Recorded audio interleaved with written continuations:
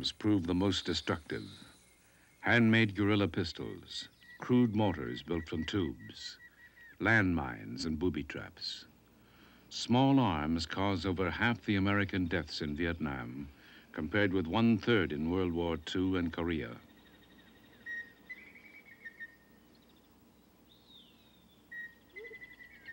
In the early days of the war, communist guerrillas obtained American weapons by raiding remote government outposts.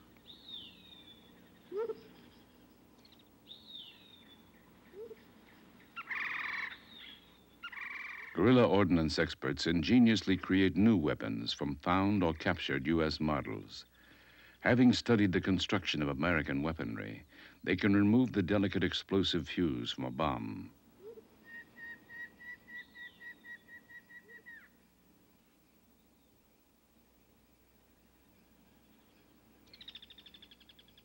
Then the internal timing and guidance systems are taken out. The projectile is now safe to handle and is broken apart. The steel casing is cut and the plastic explosive dislodged.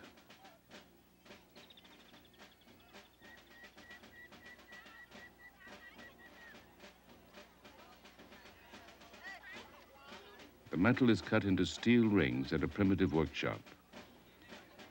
These become the outer shells of powerful road mines.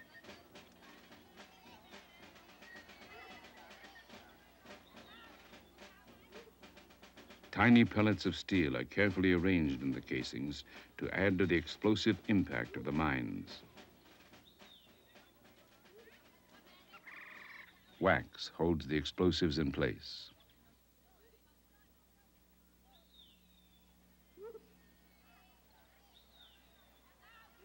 The finished product is stored in a makeshift armaments factory.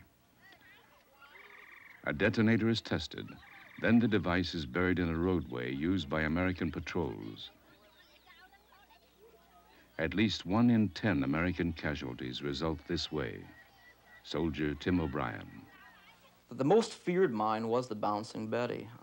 It's a mine that's conical shaped and has 3 prongs jutting out of the soil. When your foot hits the prongs, the mine physically, there's a charge goes off that shoots the mine up into the air, say a yard, 2 feet high, and explodes, spraying shrapnel everywhere. It's a mine that goes after obviously the lower legs, the testicles, maybe the lower torso. A terrible mine. Other mines were what we called toe poppers. They were little bitty things, would blow a heel off or a part of a foot, maybe a whole foot. I saw men hobbling after hitting a mine like that with their foot gone. And of course there are variants in all these kinds. So grenades were often turned into mines by placing a hand grenade into a tin can, pulling the pin out, and the tin can stops what they call the spoon from releasing, which would set the mine off. Then a string is attached to the grenade. When you walk down a path, you hit the string, which pulls the grenade out of the tin can, releasing the spoon, and the grenade goes off. It's a clever little device. In Vietnam, point duty, leading the patrol, is the most hazardous job.